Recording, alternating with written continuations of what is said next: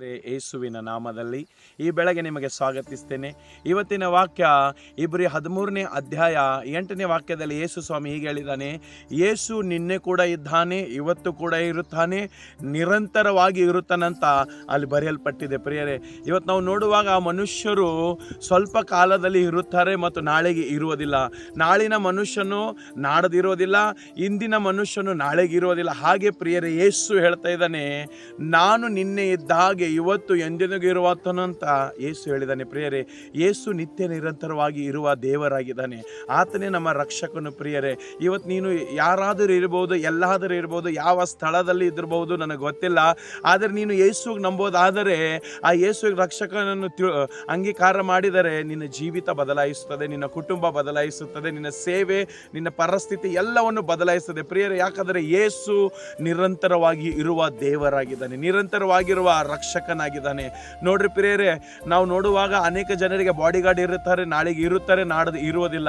ಆದರೆ ನಮ್ಮ ಯೇಸು ನಮ್ಮ ರಕ್ಷಕನಾಗಿದ್ದಾನೆ, ನಮ್ಮನ್ನು ಕಾಪಾಡುವ ದೇವರಾಗಿದ್ದಾನೆ. ಆತನೇ ನಮ್ಮ ರಕ್ಷಕನು. ಇವತ್ತು ನಾವು ನೋಡುವಾಗ ಲೋಕದ ಅನೇಕ ಜನರಿಗೆ ರಕ್ಷಣೆ ಗೊತ್ತಿಲ್ಲ. ಪ್ರಿಯರೇ, ರಕ್ಷಕನು ಎಂಬುದು ಗೊತ್ತಿಲ್ಲ. ಅದಕ್ಕೆ ಯೇಸು ಎಂಬ ರಕ್ಷಕನು ನಿನ್ನ ಜೀವಿತದಲ್ಲಿ ಬಂದರೆ ನಿನ್ನ ಜೀವಿತ ಇದ್ದ ಹಾಗೆ ಇರುವುದಿಲ್ಲ.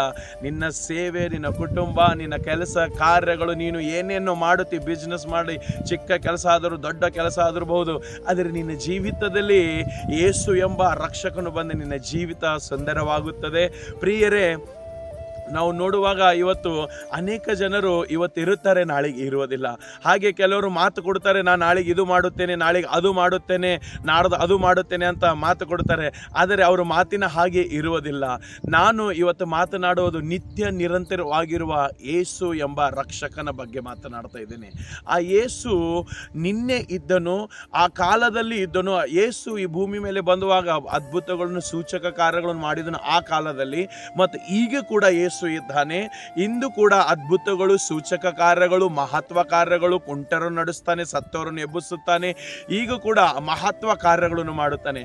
ಮತ್ತು ಯೇಸು ಹೇಳಿದ ಮುಂದೆ ಕೂಡ ಯೇಸು ಇರುತ್ತಾನೆ. ಪ್ರಿಯರೇ, ಇವತ್ತು ಮನುಷ್ಯನ ಪರಿಸ್ಥಿತಿ ಇವತ್ತು ಸರಿಯಾಗಿರುತ್ತದೆ, ನಾಳೆಗೆ ಕೆಟ್ಟಾಗುತ್ತದೆ, ನಾಡ್ದು ಒಳ್ಳೆಯದಾಗುತ್ತದೆ, ಹಾಗಾಗುತ್ತದೆ ಪ್ರಿಯರೇ. ಆದರೆ ಯೇಸುವಿನ ಪರಿಸ್ಥಿತಿ, ಯೇಸು ಎಂಬ ರಕ್ಷಕನು ನಿನ್ನೆ ಕೂಡ ಇದ್ದನು, ಇವತ್ತು ಕೂಡ ಇರುತ್ತಾನೆ, ನಿತ್ಯ ನಿರಂತರವಾಗಿ ಆ ಯೇಸು ಇರುತ್ತಾನೆ. ಪ್ರಿಯರೇ, ಅದಕ್ಕೆ ನಿನ್ನ ಕುಟುಂಬದಲ್ಲಿ ನಿತ್ಯ ರಕ್ಷಣೆ ಬೇಕಾದರೆ, ನಿನ್ನ ಸೇವೆಯಲ್ಲಿ ನೀನು ಎಲ್ಲೆಲ್ಲ ಹೋಗುತ್ತೆ, ನಿನಗೆ ನಿತ್ಯ ರಕ್ಷಕನು ಬೇಕಾದರೆ ಯೇಸು ಎಂಬ ಒಬ್ಬನೇ ರಕ್ಷಕನು, ಅದು ಆತನೇ ಅಂತ್ಯವರೆಗೂ ನಿನ್ನ ಸಂಗಡ ಇದ್ದು ನಿನ್ನ ಜೊತೆಯಲ್ಲಿ ಇದ್ದು ನಿನ್ನನ್ನು ನಡೆಸುವ ದೇವರು ಯೇಸು ಆಗಿದ್ದಾನೆ. ಪ್ರಿಯರೇ, ಆ ಕಾಲದಲ್ಲಿ ಕೂಡ ಯೇಸು ಇದ್ದನು, ಈಗ ಕೂಡ ಇದ್ದಾನೆ, ಮುಂದೆ ಕೂಡ ಇರುತ್ತಾನೆ.